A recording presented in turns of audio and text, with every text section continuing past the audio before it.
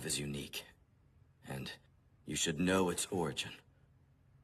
One for All was derived from another odd quirk, a power that's very old. It used to be something different? The name of that quirk is All for One. It allowed its user to take quirks from others, and the user could keep the quirks for himself or give them to someone else. What? You mean he could steal powers? This was back when quirks were just starting to show up, before society had figured out how to deal with the newly powered among them. When quirks first appeared, suddenly it was impossible to say what it meant to be a normal person. Laws and human rights were hotly debated. Civilization's progress stalled. Society decayed. If superpowers had never appeared, then humans would be taking interstellar holidays by this point. I remember hearing that from someone famous. Right. During that chaotic period of change, there was one person who managed to rally many people together. He went by the name of his power, All for One. He stole quirks from others. And then, with his overwhelming abilities, he spread his influence across the country. He manipulated people to serve his purposes and committed evil acts with little resistance. In the blink of an eye, he became the leader of villains and ruled over Japan. I've seen plenty of rumors about this online, sure, but isn't that all just made up? It's not mentioned in our textbooks.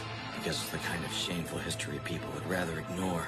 Anyway, when a person gains true power, they enjoy showing it off to others. How does this all tie together, though? And what about One for All?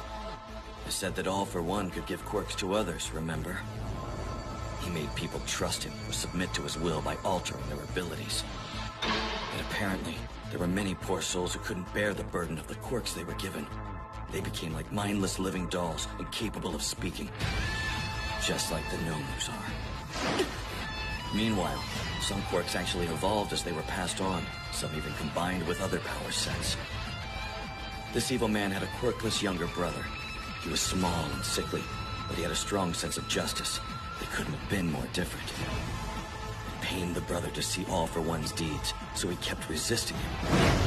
And then, All for One transferred a quirk to his sibling, one that would allow him to stockpile power. We don't know if it was a gift he was giving his brother, or if he just wanted to force him to submit. Don't tell me.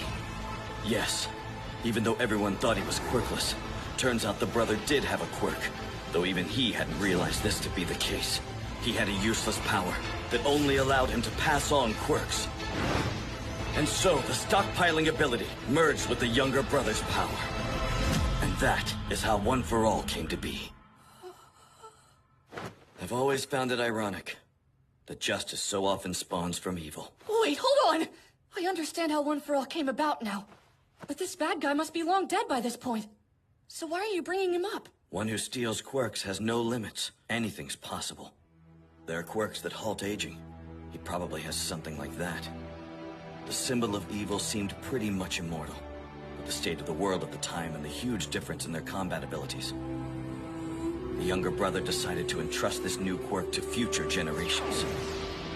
Even though he couldn't defeat All for One, he hoped One for All would continue to grow in power until it was strong enough to stop his older brother. Eventually, it was my turn, and I managed to defeat All for One. At least that's what I thought. But he survived, and is now back in action as the brain behind the League of Villains. So now you know. The entire purpose of One for All is to defeat All for One. As its holder, you may one day have to fight against this great evil yourself. Because I failed. I know you didn't expect